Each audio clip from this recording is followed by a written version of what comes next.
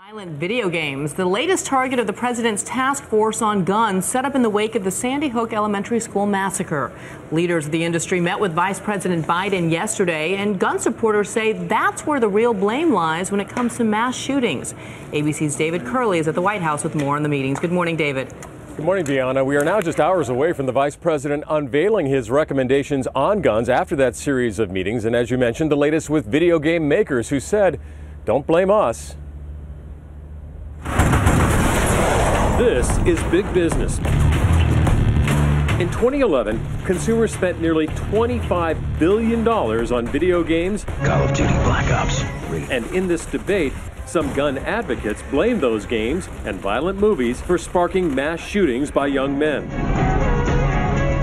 Let me begin by meeting with executives of game makers. The vice president did not assign blame.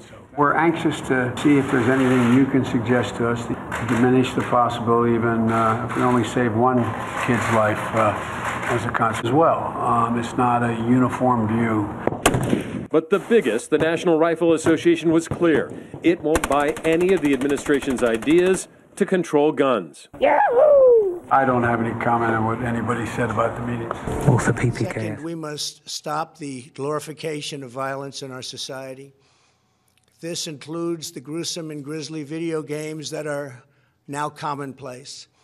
It is too easy today for troubled youth to surround themselves with a culture that celebrates violence. We must stop or substantially reduce this, and it has to begin immediately. Investigators also believe violent video games played a role in Lanza's murderous fantasies, and a trove of material has been recovered from Lanza's basement. Sources say in Lanza's mind, the killing of 20 children and 6 adults may have amounted to some kind of score. Sources say he spent countless hours alone in the basement of his home, in a private gaming room with the windows blacked out, honing his computer shooting skills.